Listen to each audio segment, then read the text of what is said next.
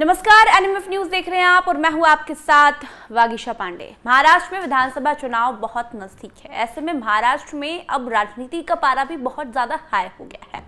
वो इसलिए है क्योंकि अभी कुछ ऐसी तस्वीरें सामने आई है जिसमें नारायण राणे और आदित्य ठाकरे यानी कि ठाकरे परिवार के जो समर्थक है वो आपस में बहुत जोर से भिड़ गए। वो तस्वीर भी हम आपको बताएंगे जिसमें नारायण राणे के समर्थक, जो कि सांसद नारायण राणे, उनके समर्थक और ठाकरे परिवार के समर्थक एक दूसरे में लात घूंसे चले और साथ ही साथ पत्थरबाजी भी की गई। ये लड़ाई इतनी ज्यादा बढ़ गई कि इसमें एक पुलिसकर्मी भी घायल हो गया है। पूरा मामला जो है वो है रानी दुर्ग जिले का। ये पूरा मामला जो है इसका हम आपको बता दें कि छत्रपति शिवाजी महाराज, जो कि मराठा समाज के संस्थापक है, और उनकी प्रतिमा के ढहने के बाद ये विवाद हुआ है। 35 फुट इंच की वो प्रतिमा थी जो कि राजकोट जिले में ढही है। उस किले को देखने के लिए गए थे आदित्य ठाकरे और साथ ही साथ नारायण राणे और उनके बेटे पूर्व सांसद नीलेश राणे भी इस प्रतिमा को देखने के लिए गए थे। लेकिन आदित्य ठाकरे जब अपने समर्थकों के साथ इस पूरे किले को देख रहे थे कि आखिर ये प्रतिमा गिरी कैसे, आखिर ये प्रतिमा ढही कैसे, तब उस समय नारायण राणे और उनके बेटे पूर्व सांसद नीलेश राणे बाहर इंतजार कर रहे थे। लेकिन उसी बीच नारायण राणे के समर्थकों की पुलिस वालों से बहस हो गई और बहस इतनी ज्यादा बढ़ गई कि आदित्य ठाकरे के समर्थक और नारायण राणे के समर्थकों के बीच लात घूंसे भी चले। आप जरा पूरा वो तस्वीर देखिए जिसमें दोनों गुटों के जो समर्थक हैं वो भिड़ते हुए दिखाई दे रहे हैं।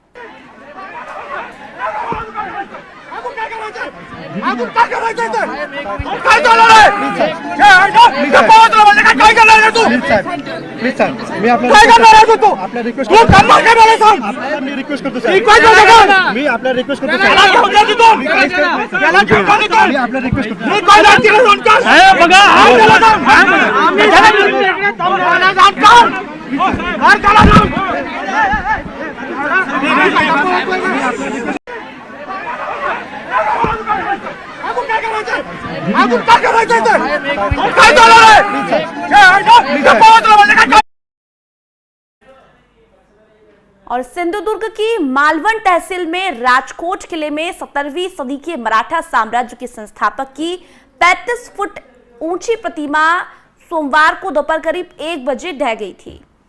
और आपको यह भी बता दें कि पिछले साल ही प्रधानमंत्री नरेंद्र मोदी ने 4 सितंबर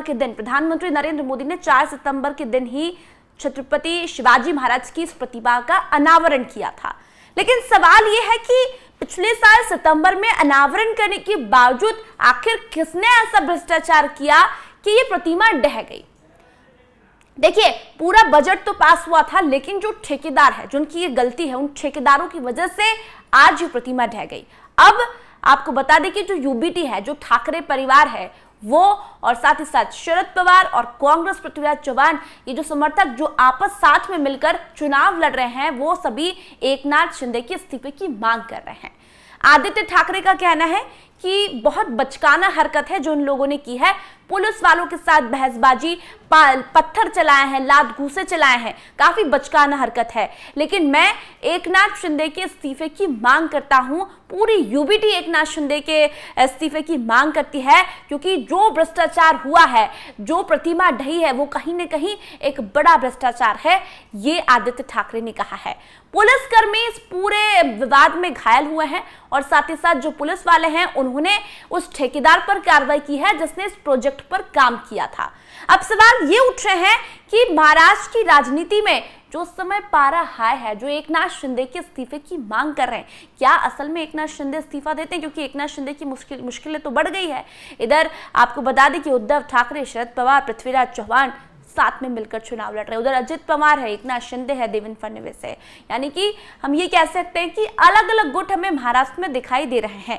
महाराष्ट्र की राजनीति दिन पर दिन इंटरेस्टिंग होती जा रही है, क्योंकि चेहरा क्लियर नहीं है। न ही यूबीटी की तरफ से चेहरा क्लियर है कि उनका मुख्यमंत्री कौन होगा, न ही भारतीय जनता पार्टी यानी कि एनडीए की तरफ से ये क्लियर हो पा रहा है कि इनका मुख्यमंत्री कौन होगा। लेकिन राजनीतिक गद्दी पर बैठने के लिए, सत्ता की गद्दी पर बैठने के लिए इन्होंने सारी जोर आजमाइश लगा ली है।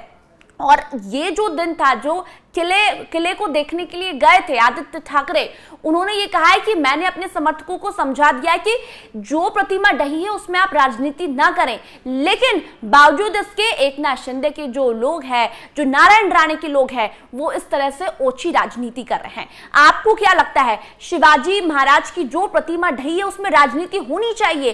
क्या इस तरह से झड़प कितनी सही है?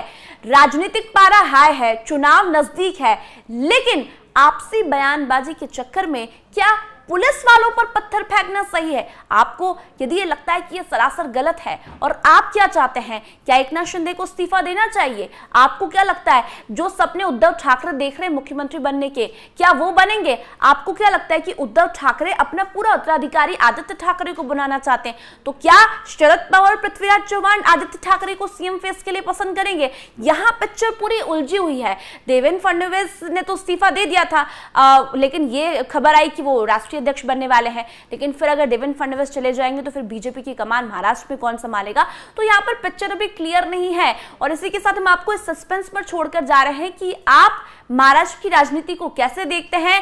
आपसी प्रतिद्वंदी जो है राजनीतिक पार्टियों की, वो तो आप देख रहे हैं, लेकिन इस पूरी पिक्चर में आप क्या देख पा रहे हैं? आपको क्या लगता है कि इस बार महाराष्ट्र की सत्ता की गद्दी पर कौन बैठने वाला है? कौन होगा जो कि महाराष्ट्र का मुखिया होगा?